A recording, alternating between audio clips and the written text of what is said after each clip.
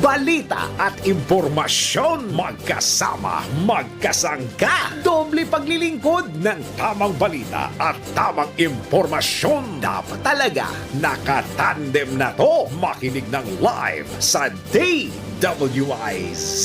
Naka-live din sa DWIZ Regional Integrated News. Panoorin ang live sa Aliw 23 at i-follow na sa social media DWIZ Facebook at YouTube. Tandem nina David at John. David Oro at John Ibanez. Magkakambal na pagseserbisyo sa bayan. Hatid ang mga balita na bagong-bago. Hindi OA. Diretsahang pagbibigay ng kailangang impormasyon sa bayan. Tandem nina David at John. Hatid ng nagbabalita ng tama. Naglilingkod ng tama. DWIZ.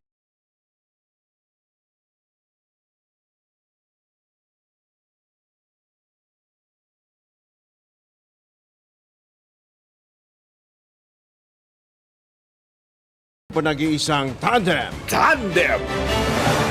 Inflation rate ng bansa noong Enero bumagal pa. Tandem.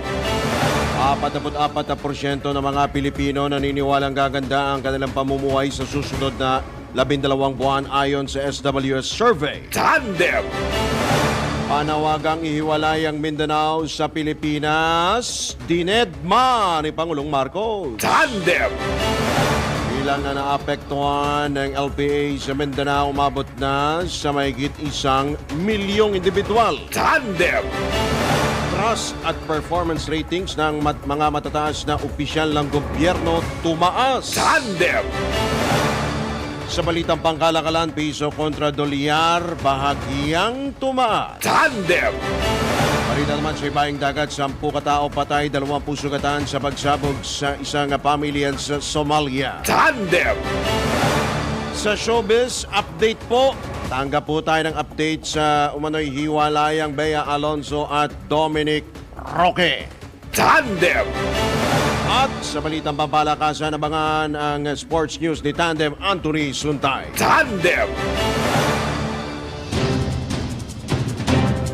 Magandang umaga Luzon, Visayas, Mindanao, Mega Manila at sa buong mundo. Kayo pa rin po ay nakatutok dito sa Pilang May Todong Lakas DWIZ 882 sa Telew Channel 23 ngayong pong araw na ito ng Miyerkules.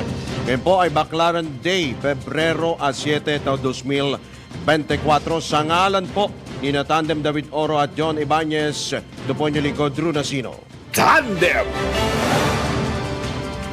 Sa oras na 8 sandali makalipas ang ika-6 ng morning, sa detalye nga ng mga balita, 44% ng mga Pilipino ang umaasang bubuti ang kanilang pamumuhay sa susunod na 12 buwan. Ito'y batay sa pinakabagong Social Weather Station o SWS survey kung saan umabot sa 5% ang naniniwalang magiging lalala pa ang kanilang pamumuhay. Isinagawa ang survey noong December 8 hanggang 11 sa 1,200 respondents. Samantala, mas mababa naman ang net personal rating kung ikukumpara ito noong September 2023 na mayroong 48% ng mga Pilipino ang nagsabing gaganda ang kanilang pamumuhay. Tandem. Lalo pang bumagal sa 2.8% ang inflation rate sa bansa noong Enero. Ito na ang pinakamababang inflation na naitala sa bansa simula noong October 2020. Ayon sa Philippine Statistics Authority, mas mababa ito sa 3.9% inflation noong December at 8.7% sa kaparehong buwan noong 2023. Pasok din ito sa pagtaya ng Bangko Sentral ng Pilipinas na nasa 2.8% hanggang 3.6%. Ipinaliwanag ni PSA National Statistician at Undersecretary Dennis Mapa na kabilang sa mga nag-ambag sa pagbagal ng galaw ng presyo ng mga bilihin ay pagbaba ng presyo ng gulay gaya ng sibuyas at maging ng karne. Nakapagdahilan din ng pagbagal ng inflation ang bumabang inflation sa renta, sa bahay, kuryente at tubig. Tandem.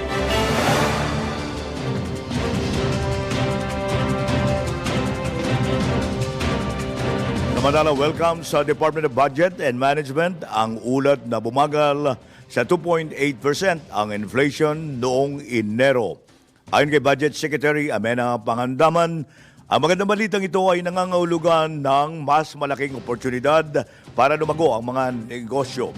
Matututukan naman anya ng pamahalaan ang mga sektor na kailangan na i-develop pa at paunlarin. Naniniwala ang kalihim na ang lalo pang pagbagal ng inflation ay patunay na nararamdaman na ang epekto ng ipinatutupad ng mga patakarang pang-ekonomiya sa kabila ng mga pandaigdigang hamon at climate change. Nangangahulugan rin anya ito na nasa tamang direksyon ang Agenda for tinatawag sa Agenda for Prosperity. Iginit pa ng kalihim na magandang panimula para sa 2024 ang mababang inflation rate. Tandem! Sa oras na 11 minuto makalipas ang alas 6 ng morning, nakatuon naman ang pansin ng Department of Finance sa pagpapababa ng inflation. Ito'y sa gitna ng pagsirit ng presyo ng bigas sa bansa. Sa gitna nga ng pagbagal ng inflation noong nakarang buwan sa 2.8%. Ayon kay Finance Secretary Ralph Recto, paigtingin nila ang pagpapatupad ng Emerging Inflation Now Plan upang makontrol ang presyo ng mga produkto at serbisyo sa bansa. Idinagdag pa ni Secretary Recto na makatutulong ang pagtugon sa inflation sa pagpapaganda ng kalidad ng pamumuhay nating mga Pilipino. Tandem!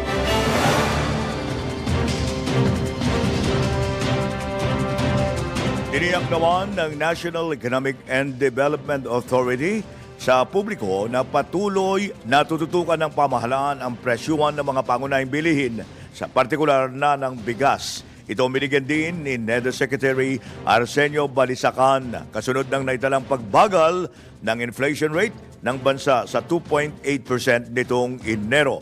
Sinabi ng kalihim na hindi dapat na magkampante ang lahat lalo't nariyan pa rin ang banta ng El Nino phenomenon kaya't kailangan ng mabantayang maigi ang presyuhan ng pagkain at iba pang mga bilihin.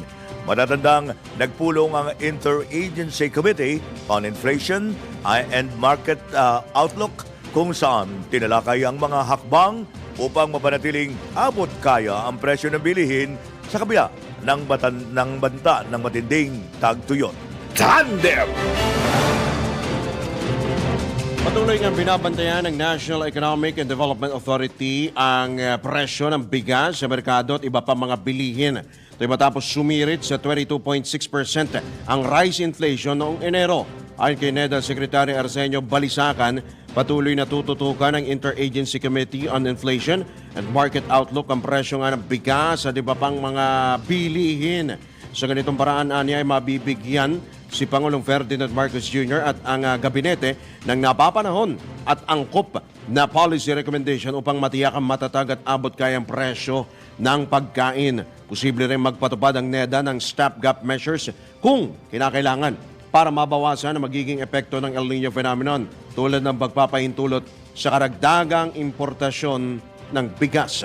Una nang nagpalabas ang Malacanang Executive Order No. 50 para sa extension ng mababang taripa sa imported na bigas, mais at karne hanggang December 2024. Nakipagkasundo rin ang Pilipinas sa Vietnam para sa pag-supply ng hanggang 2 milyong toneladang bigas kada taon sa loob ng 5 taon. Tandem!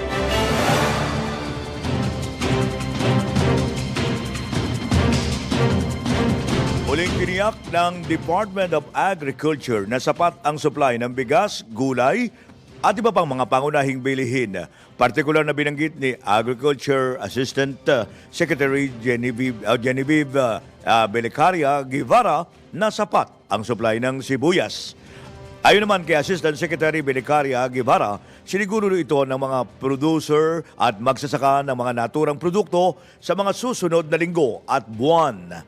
Agayman, aminado ang opisyal na batay sa kanilang monitoring, bumaba ang supply ng gulay sa ilang trading post bagamat kanyang binigyang diin na nasa average pa ito. Tandem! Naniniwala naman si House Ways and Means Committee Chairman Joey Salceda na bababa ang presyo ng mga bilihin ngayong taon. Kasunod ito ng lalong pagbagal ng inflation rate o paggalaw ng presyo ng mga bilihin at serbisyo sa bansa noong Enero. Nakapagtala ang Philippine Statistics Authority ng 2.8% inflation rate kumpara sa 3.9% noong Disyembre at 8.7% noong Enero ng nakarang taon. Piyansa naman ang ekonomista nga mambabatas na magandang panimula ito ngayong 2024 at may positibong epekto sa paglago ng ekonomiya at pagtaas ng sahod. Gayunman, nananatili pa rin anya ang ilang hamon. Tandem! Tumaas naman ang kinikita ng ating mga magsasaka dyan po sa lugar ng Mamasapan o Maguindanao. Ayon kay Bangsamoro Transition Authority Parliament Interim Member Suharto Teng Ambolodto, kumikita ang mga magsasaka ng 183,000 pesos sa isang hektaryang lupain lamang kumpara sa dating 65,000 pesos. Dagdag pa ni BTA Parliament Interim Member Ambolodto ay binebenta na ng mga magsasaka ang kanilang palay sa 22 pesos kada kilo mula sa dating 13 pesos kada kilo. Kaugnay nito, umaasa rin ang opisyal na mapapanatili nila ito upang makatulong sa administrasyon ni Pangulong Ferdinand Marcos Jr. sa produksyon ng bigas. Tandem! Speaking of agri, ini-update na ng Department of Agriculture ang kanilang electronic database para sa mga magsasaka at mangingisda para sa mas mabuting pagpaplano at implementasyon ng mga proyekto. Ayon sa DA, ang pag-update ng registry system for basic sectors ng agrikultura ay umaakma sa mas malawak na plano nito upang gawing digital ang mga operasyon. Ito'y upang mabawasan ang mga gastos sa food value chain, palawakin ang access sa merkado, gawing mas kumikita ang mga sa sektor ng agrikultura at bigyan ng mga mamimili ng matatag na supply at makatwirang presyo ng pagkain. Ide-deploy naman ang ahensya ng mahigit 16,000 kawani sa buong bansa upang mabilis na masubaybayan ang naantalang koleksyon, pag-update at pagpapatunay ng personal at data ng mga farm stakeholders. Batay sa uling pagtaya ng DA, aabot sa 10 milyong magsasaka at mangingisda ang itinuturing na pinakamahirap sa bansa. Tandem! Samantala, mula naman sa 180 pesos bumaba sa 160 pesos kada kilo ng bangos sa Magsaysay Fish Market dyan po sa Dagupan City. Ito ay sa kabila ng sobrang supply sa pamilihan. Sinabi ng Pangasinan Provincial Agriculture Office na ang pagtaas ng supply ng isda at kondisyon ng panahon ay nakakaepekto sa produksyon kung saan nagbabago ang presyo ng isda. Inaasahan pa rin niya ang posibleng pagtaas ng supply kasabay ng pagtaas ng presyo ng ilang mga pangunahing isda habang papalapit ang panahon ng Kwaresma. Tandem! Sa iba pa ring tampok na balita, deadma. As in, inisnab. Wala lang. Alaus. Wala lang. Deadma. Sa nada. Si Pangulong Ferdinand Bongbong Marcos sa panawagan ni dating Pangulong Rodrigo Duterte na ihiwalay ang Mindanao Ala ko, hiwalay ulit sa ang puti. Pilipinas. Hindi hiwalay ang puti. Tsaka... Iba yung showbiz ibang hiwalay yon. Iba pa rin yung decolor. Okay. Tsaka yung puti. Okay. Ito ang kinumpirma ni Interior Secretary Benor Abalos sa gitna nga ng issue na matapos nga hindi napag-usapan sa sectoral meeting ang issue kung saan naging sentro ng talakayan ay kung paano mapapalakas ang kampanya kontra cybercrime. Gayunman, muling nanindigan ng kalihim na isang paglabag sa konstitusyon kung may magtatangkang ihiwalay ang Mindanao sa Pilipinas o kahit anong teritoryo ng bansa. Sa usapin naman kung maaring ihabla o papanagutin si dating Pangulong Digong sa naging pahayag o panawagan nito, iginit ni Secretary Abalos na nasa kamay na ng Department of Justice ang desisyon. Tandem!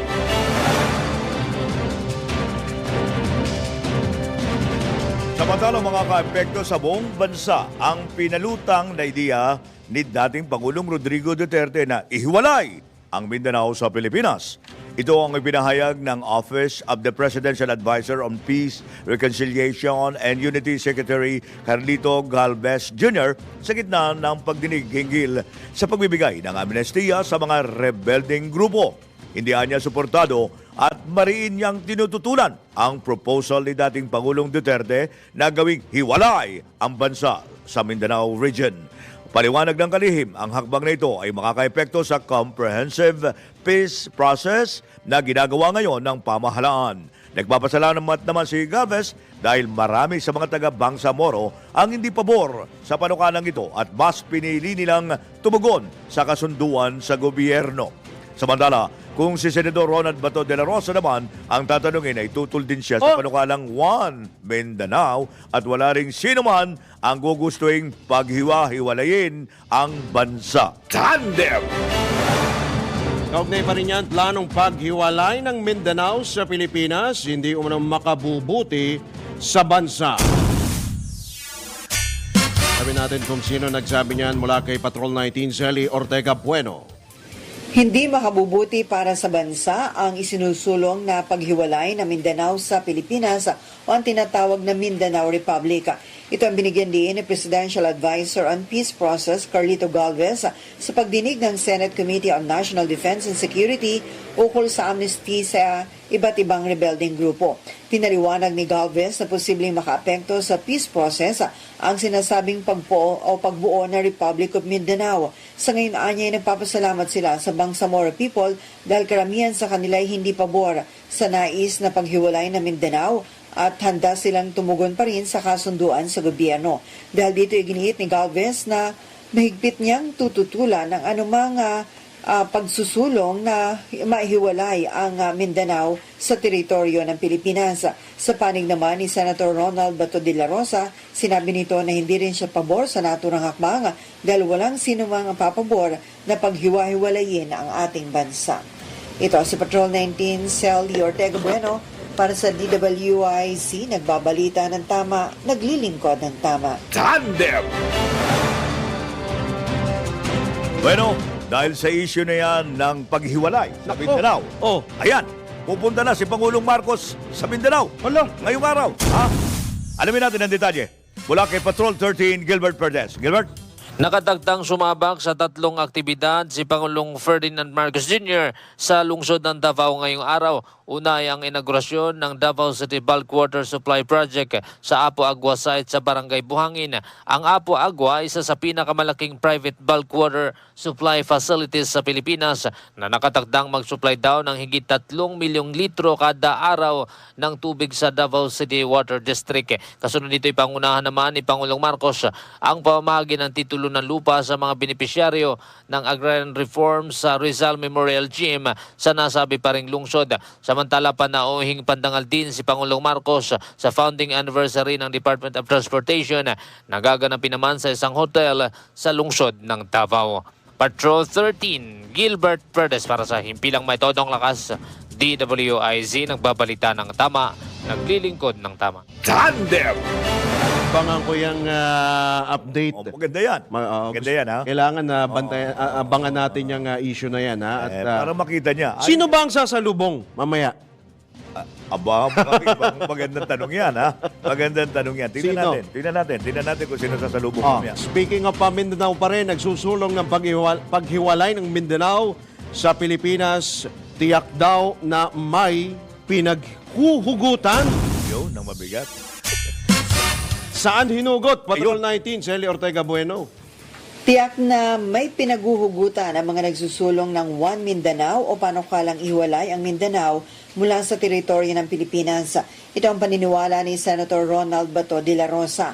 Ayon kay de la Rosa, tiyak na may pinaguhugutan ang mga proponents ng One Mindanao pero hindi naman nangangahulugan na ngayon din ay gugustuhin nilang maghiwa-hiwalay na ang bansa. Pagtatanggol pa ni De La Rosa sa mga nagsusulong ng Mindanao Secession, babala lamang ito na wag silang pilitin na isulong ang paghiwalay ng Mindanao sa teritoryo ng Pilipinas.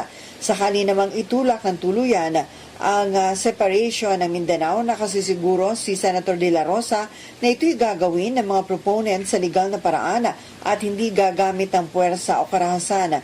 Pero kung si De La Rosa ang tatanungin, hindi siya sang-ayon sa paghiwalay ng Mindanao region sa Pilipinas. Sinabi nito na kapag nangyari ito, kakailanganin pa niyang kumuha ng visa para puntahan ang apo sa Batangas dahil magkaibang bansa na pala ang Mindanao at Luzon at Visayas. Ito sa Patrol 19, Sally Ortega Bueno para sa DWIZ, nagbabalita ng tama, naglilingkod ng tama. Kapag may bagong balita, naka-on air, agad-agad, DWIZ Patrol Report.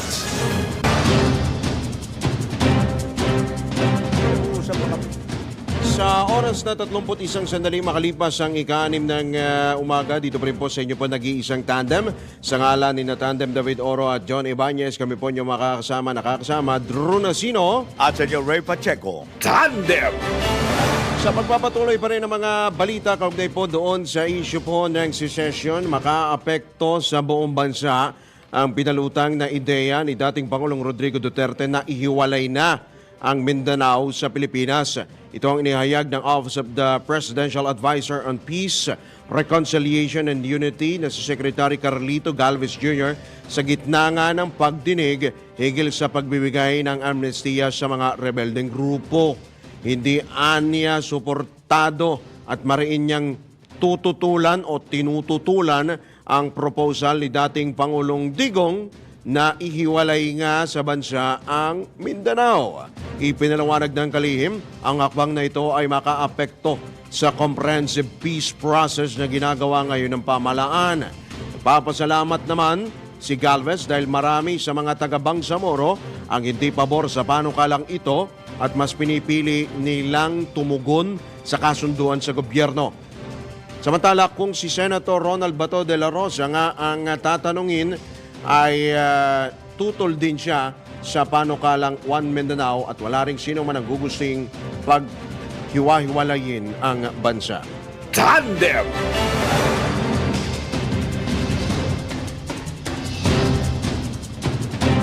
Samantala, nananawagan ang Department of Justice sa mga Pilipino, partikular na sa mga taga Mindanao, na magkaisa at tanggihan ang paghihiwalay ng Mindanao sa Pilipinas. Una nang ipinahayag ni dating Pangulong Rodrigo Duterte na ihiwalay niya ang Mindanao sa pagkikipagpulong sa mga leader ng rehiyon at tatawaging Mindanao Initiative. Wow, ibang klase ito ha.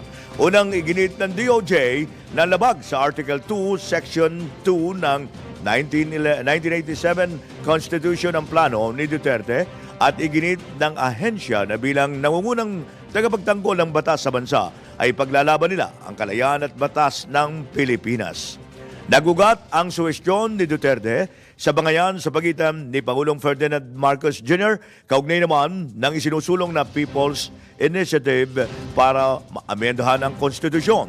Nagbabala naman si National Security Advisor Secretary Eduardo Año kamakailan na anumang pagtatangka ng secession o paghiwalay ng parte ng bansa ay aksyonan ng puwersa ng pamahalaan. Tandem! Ikinalungkot naman ni PNP Chief General Benjamin Acorda Jr. ang mga panawagang ihiwalay ang Mindanao sa Pilipinas. Ayon kay General Acorda, hindi maganda para sa isang masigilang lipunan na talakay ng usapin ng pagkakawatak-watak sa kabila ng pagpupursige ng pamahalaan na pag-isahin at pagbuklurin ang bansa sa gitna ng pagkakaiba ng mga pananaw. Dapat anyang isaalang-alang ang naging sakripisyo ng mga sinaunang Pilipino na nagbuwis ng kanilang buhay para sa kasarinlan ng Pilipinas laban sa mga mananakop. Dahil dito, nanawagan ang hepe ng pambansang pulisya sa publiko ng pagkakaisa at pagtutulungan sa kabila nga ng ingay ng politika. Tandem!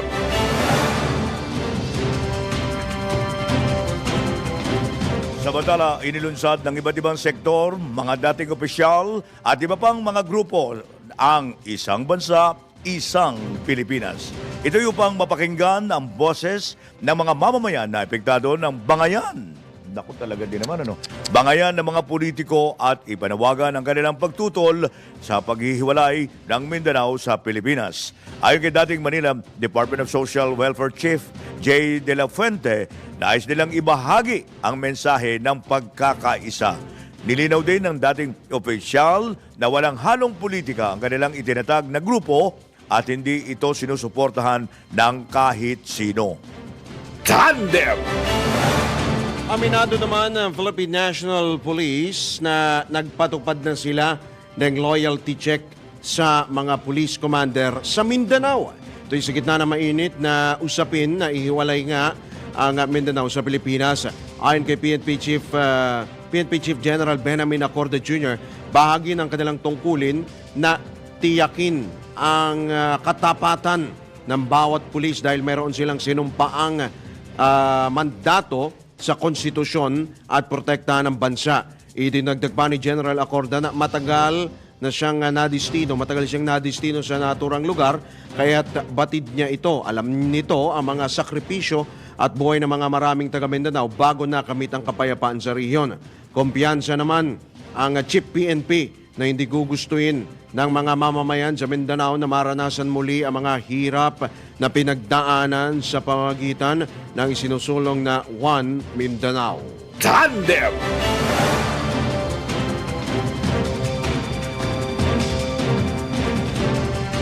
Samantala, ipinalilipat ni Senador Amy Marcos sa mga empleyado ng Commission on Elections ang 12 bilyong piso na pondo na alokasyon para sa charter change, partikular sa pagsasagawa ng plebisito. Ayon sa Senador, dapat na ibalik sa National Treasury ang pondo, ngunit dahil isang constitutional body ang COMELEC ay hindi basta-basta nagbabalik ng budget ang komisyon, kaya't mainam na lamang na ibigay ito sa pangangailangan ng mga empleyado. Pero dapat muna niya ay matiyak na may babasura ang People's Initiative, habang ang 12 billion pesos na pondo ay dapat ilaan sa mga tauhan tulad ng dagdag sahod at dagdagan yung mga gusali upang hindi na mangupahan o manghiram ng mga tao ang COMELEC. Dagdag pa ng presidential sister na mas mainam kung ilalaan ang pondo sa mga kailangan ng COMELEC at hindi sa tiyatsa. Tandem! Pumalag naman si Bataan 1st District Representative Geraldine Roman sa mga batikos ng ilang senador sa Kamara at kay House Speaker Martin Romualdez. Ito'y sa gitna nga ng patuloy na bangayan ng dalawang kapulungan ng Kongreso kaugnay si Charter Change o Chacha. Buwelta ni Congresswoman Roman ang mga senador lang o kinwestiyon ng kongresista ang mga senador kung nagmamahal ba sila sa bansa at dumedepensa sa saligang batas. Kayo na lang ang tama at kami ang mali. Kayo na lang ang nagmamahal sa bansa at kami hindi. Kayo lang ang defenders of the Constitution at kami gusto namin babuyan ng Constitution. Self-righteous much? Kinwestiyon din ng kongresista mula sa unang distrito ng Bataan ang pag-uugnay ng mataas na kapulungan sa alingas-ngas na may nangyayaring bayaran sa mga lumagda sa People's Initiative o PI na layuning amyendaan ang konstitusyon.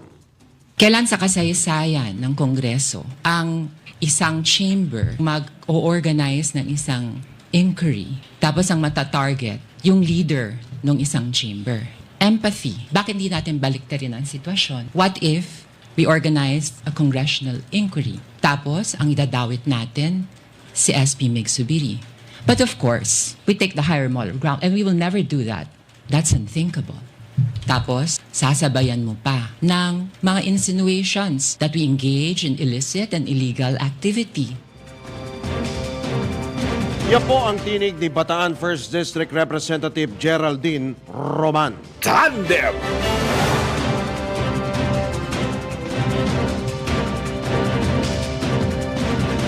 Alright, tayo po ay pinalad sapagkat ating po makakausap. Tayo po ay tatanggap ng update kasi kahapon, Senyor, kung matatandaan ho ninyo, kausap po natin ang DICT.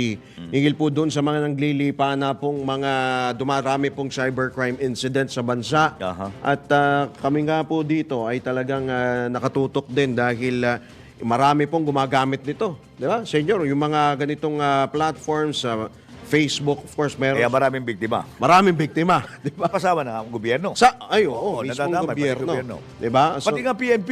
Oo nga, Oh, pati diba? nga pala, no? Oo, Napaalala pati mo. PNP. Speaking of PNP, nasa kabilang linya po natin, ang hepe ng Cyber Response Unit ng PNP Anti-Cybercrime Group, si Colonel J. Guillermo. Magandang umaga po, Colonel. Welcome po sa DWIZ LU23. Drew Nasino po. Magandang At umaga po. Senyor Ray Pacheco. Colonel. And then si Senior po. Okay. Opo, magandang umaga po. Opo. Colonel, ang utos po ni Pangulong Bongbong Marcos ay kahit pa, of course, talagang puksain at tugisin nga po ito pong mga nasa likod nga po nitong mga cybercrime incident. Kasi po dumadami na po, napapansin na rin po ng ating pong Pangulo. Ano pong mga hakbang po ang inyo pong mga inilarga po para po mabawasan at matuldukan na po itong ganito pong mga uri ng krimen? Opo, ang ano lang naman po ng PNP, ang ginagawa po namin para medyo mabawasan ng krimen yung ma-maximize ng awareness para naman po ma-informan sila sa mga updates, kung ano ba ang mga currently modus na nangyayari sa online. Ang kapulisan naman po natin ay patuloy na, kumbaga, dinadagdagan ang kanilang kaalaman sa pamamagitan ng investigation, sa digital forensics, at saka yung nagpapatrolya po tayo sa online, cyber patrolling, at yung technology enhancement po namin ay meron din pong mga enhancement ng ating mga software and hardware capabilities. So nag-update ho kayo, Colonel? Opo. Opo. Nagdagdag din ho ba kayo ng mga tauhan, Colonel? Kasi iba ho ang kalaban ho natin dito. Hindi ho natin nakikita. Hindi nakikita yan. At hindi rin ho natin na basta-bastang natutunton. At kumbaga iba yung... High-tech yan. High-tech ngayon Ayan, po tayo. high-tech. Kayo rin ho ba, nagdagdag din ho, alimbawa, may mga pulis na meron ding mga background sa IT, di ho ba, Colonel? Oo, tama po yun. Ang isa sa mga requirements ng recruitment ng anti-cybercrime group ngayon ay kailangan meron ka ng knowledge about information and communication technology para hindi na tuturuan ng ating kapulisan kung ano ba ang mga technology na ginagamit. Opo. So, ang graduates po natin ng mga IT, ang tinuturo naman po sa kanila ngayon ay kung paano ang mag-imbestiga ng cybercrime cases. Yun po ang itinuturo po natin pag pumasok na sila sa PNP-ACG. Okay. So, meron na ho ba kayong datos kung gaano ho ba karami itong mga cybercrime cases po na naitala? Let's say... Opo, last year. Nung Opo, Colonel. 2022, ang cases po natin ay nasa 13,600 plus, 672 or 42 po yun. Ang 2023, 21,300 po. Dami, Dami pala, no? Hindi, Mati- kailangan natin talaga mga expert dyan, Colonel, ha? So, may nakukuha Opo. pa kayong mga tauhan ng mga expert dyan? Kasi hindi naman ang pulis, hindi naman kasama yan sa pinag-aralan nila, Hindi lang basta baril ang hahawakan dito, di ba, Colonel? may mga kinuha ba tama kayong mga po yun. consultant Kasi dyan, ang ng mga expert? Tama po. Ang kaalaman po sa technology, dapat isa sa mga requirements ng ACG para at least maangkop ito sa kaalaman ng mga kriminal kasi mas advanced ang kanilang Yes, opo. kaalaman. Opo, mas advanced po sila. Okay.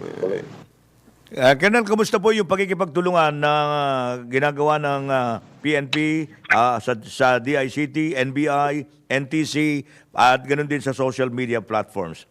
Gaya din ng Facebook. Meron tayong Cybercrime Investigation and Coordinating Center Aha. na kung saan yun po ang pamamaraan ng gobyerno para ang law enforcement and other government agency ay magkaroon ng meeting or magkaroon ng collaboration sa pamamagitan ng mga bagong modus. So, meron tayong tinatawag na sharing of information po. Okay. Hindi, ha? Pero ako, curious lang ako, Colonel, sa hanay ba ng PNP, gaano ba kabilis ang internet natin sa ano? Yun ang yun ang gusto ko lang malaman. Yan ang tanong. Importante ho kasi ito, Kernel, sapagkat alam mo naman pag pupunta ka halimbawa ng ibang bansa, iba yung speed ng internet din Natural, nila. natural. Oo, 'di ba? At tayo ho ba nakakasabay na sa Sa ibang bansa? ibang bansa sa hanay, lalo po sa hanay po ng PNP? Aha. Tama po yun. Ang internet po kasi telco po ang may hawak yan. So, ibig sabihin, Aha. we subscribe sa kanilang speed o sa kanilang technology o sa kanilang internet para makakuha po tayo ng signal. So kung depende kung gaano kabilis ang ibinibigay sa atin ng telco, dun din po tayo nagdidepende. Pero sa part po ng ACG, meron po tayong malaking bandwidth para gamitin po ang internet. Okay. Kamusta naman po, Carol, may dagdag ko lang, no? Yung inyo pong pagmo-monitor din naman po sa mga government websites, kasi ang sinasabi yun ng DICT na kumbaga may nagtangka pero napigilan nila ito mga cyber attack sa ilang pong mga government websites. Particular na po, yung OWA, yung Philippine Coast Guard, pati yung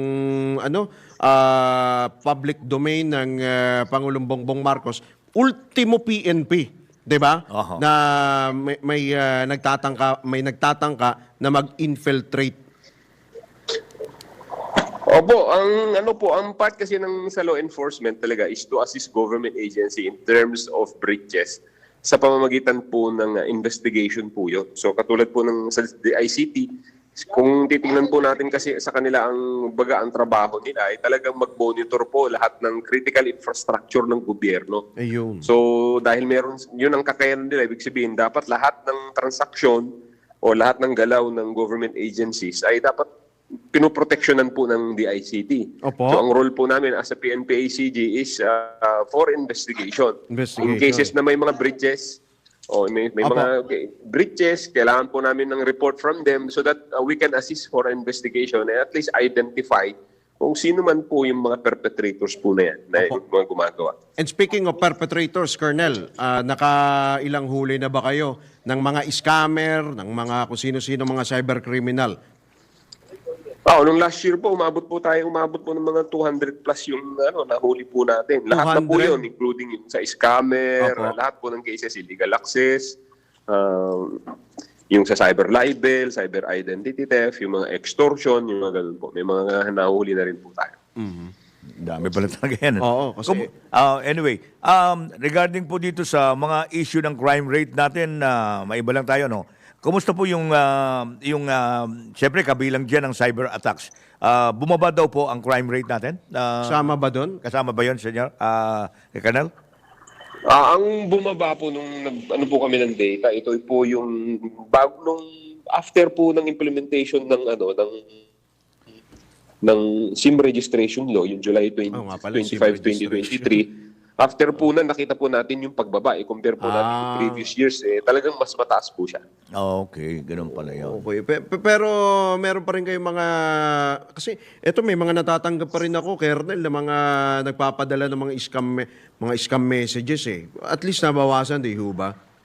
Opo, hindi po siya katulad dun dati nung wala pang Sunod-sunod hindi pa gawa yung SIM registration law. Talagang makikita naman po natin lahat po ng halos lahat tayo walang pinipili. Dahil nagawa po nila yung blasting, kumbaga. Totoo. Text blasting ang ginagawa po nila sa pamamagitan po ng software yun. So, series of numbers lang from 00 to 1,000. So, yung kung ano napapalob na number dun, talagang mapapadalan po yun. Opo. Okay. Ang daming mga nabibiktima yan. Yung biktima, marami. Yung nahuhuli, Colonel, ilan? Konti. Konti lang. Medyo ang percentage po niya, kung meron kaming 1,000 cases, mga nahuhuli lang po natin dyan, mga below 100 po yan. Dahil alam natin, kumbaga, mga reported kung minsan, hindi po nagtutuloy yung mga biktima dahil Nawawala bigla. nawawalan po sila ng Yan ang napakahirap pulihin niya, Colonel. Yan ang hindi nyo makakapa dahil hindi nyo nakikita yan . Oo nga, Opo, totoo. kasi hindi naman to physical crime na katulad nung snatching, robbery, hold up, o kung ano pang mga physical or face-to-face crime. Ito kasi computer po yung nakikita natin, hindi naman po yung tao mismo . Oo. Napakahirap ng cyber. Yan ang pinakamahirap na Sa makatuwid, ng Colonel, challenge sa inyo to, Yan. hamon sa inyo to sa PNP. Opo. Aha. At ano ho ba ang maipapayo nyo ho sa publiko, lalo ho sa mga netizen, mga kabataan ho? Ayan. And of course, mga senior citizen din. Senior at Oo. saka lalo na mga kabataan kasi sila madali. Oo. Oo. Aha. Ang cybercrime po kasi pagka gumawa po ang kriminal, ay ang dulo po kasi nito ay information at saka pera. Yun na nga, pera. So, yun po ang ninanakaw po nila dyan. Yung information, dahil digital po yan, napakabilis pong nakawin. Malakas So, kasi ang come-on yan eh. Ang lakas ng come-on yan eh. Ay, Opo, oho. personal information, pag binenta mo po yan, malaki po ang halaga. So yun po ang pag in-encrypt mo o ginamitan mo ng malicious software at nakapag nakakaw ka ng millions of information, may value yan dahil pwedeng gamitin ng kahit sino. So, yung panluloko sa online din po, ang target talaga nila ay, isa sa target ay yung pera ang dulo niyan. So, sa lahat ng mga scam, kung talagang nakikita nyo na nanghihingi ng impormasyon at nanghihingi ng pera, ay Opo. talagang, katarantaduhan po yun at kalokohan. Okay. Dako. Daghirap talaga. Grabe naman. O, sige po. Naku, Colonel, sa mga susunod pong araw, hingi po kami ng update po sa inyo. Batid namin na itong mga ganitong krimen, mukhang mahaba-haba pa ang lalakarin nito, Colonel. Marami pong salamat ho sa inyo, Colonel. Magandang umaga po. Good luck po sa inyo, Colonel. Ganun, maraming salamat. Magandang umaga rin po at mabuhay po kayong dalawa ng 150 years. Salamat Salamat po. po, salamat. Ayan nyo, Colonel, katuwang nyo kami sa ang media sa inyo pong hangarin na masugpo nga po itong Sana nga. cybercrime. Kasi lahat tayo Opo. gumagamit Kailangan ng po namin cellphone, ng tulong nyo ang bawat isa. Kasi kumbaga hindi kakayanin ng law enforcement ito Opo. Yes. kung wala pong tulong ng bawat isa. Salamat po, Opo, Colonel. Ingat po kayo. Maraming salamat po. Salamat po. Alright. Police Colonel J. Guillermo, yan po ang hepe ng Cyber Response Unit PNP ACG. Challenge sa kanila yan. Talaga? Yan ang, Ang yan ang hirap krimen yan. na challenge. Ang Kasi hirap. hindi mo makita kagad yan eh. Oo. Kaya tinatanong ko nga, ilan na yung nahuli? Ay tiyak na mas marami ang biktima kaysa sa nahuli. 200 pa lang daw ang nahuli. Nahuli, di ang dami pa. Ang mga biktima, libo. O yun na nga, live. At ang pera ay libo. Milyon na. Milyon na. Oh, laki no? Posisyon ng Senado hinggil sa pag-amyenda sa economic provisions ng konstitusyon. Nais malaman ng Kamara ang kabuuan ng detalye buhat kay Patrol 11 Tina Nolasco. Pinalalantad na ng mga lider ng Kamara ang mga senador na tutol o pabor sa pag-amyenda sa economic provisions ng 1987 Constitution. Ito ang apela ni House Majority Leader Manuel Jose Manix Delipe matapos sabihin ni Senate President Juan Miguel Zubiri na hindi nila mamadiliin ang deliberasyon ng Resolution of both Houses No. 6 o RBH 6 dahil seryoso anyang charter change at kailangang mabusising talakayin. Giti Delipe, dapat maging transparent sa mamamayan at magiging basehan din ito kung sino ang ihahalal ng mga botante sa eleksyon sa 2025. Habang ayon naman kay House Senior Deputy Speaker Aurelio Gonzalez Jr., hindi Kamara ang nangako na magpapatibay sa RBH 6 sa first quarter ng taon kundi ang Senado. Hamon naman ni Bataan Representative Geraldine Roman sa Senado, magtapatan na lang at huwag magbulahan. Ito si Patrol 11. Tina Nolasco para sa impilang may todong lakas DWIZ, nagbabalita ng tama, naglilingkod ng tama. Kapag may bagong balita, naka-on air, agad-agad, DWIZ Patrol Report. Maraming salamat si Patrol 11 Tina Nolasco. Tayo po muna ay magbigay daan sa ilang pong mga paalala mula po sa ating mahal na himpilan. Ang oras, isa't kalahating minuto na lamang bago sumapit ang ganap na alas 7. Tandem!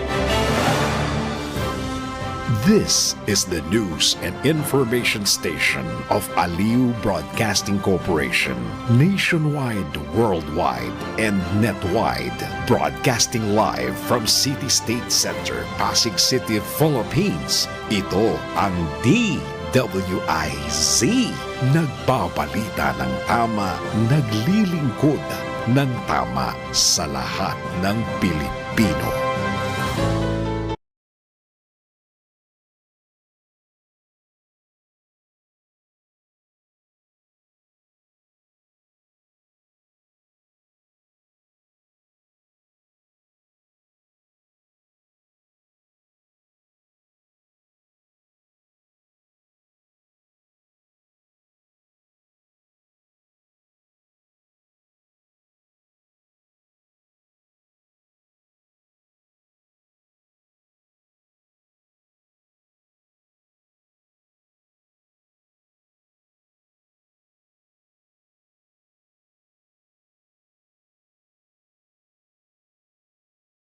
Sa oras ng ganap na alas 7 ng umaga, ating pong pakinggan, ating pong tunghayan ang maramis na mensahe ngayon pong umaga ng ating pong ama ng himpilan na si Boss D. Edgar A. Cabangon ng Aliw Broadcasting Corporation. February Love Quotes: all relationships pass through hell. Only the real ones get through it. A Christian will never know how to worship until he or she knows how to love. Think good, think God, thank God. Have a great day ahead. God bless you. Yan po ang mensahe mula po sa ating ama ng himpilan na si Boss D. Edgar A. Cabangon ng Aliw Broadcasting Corporation.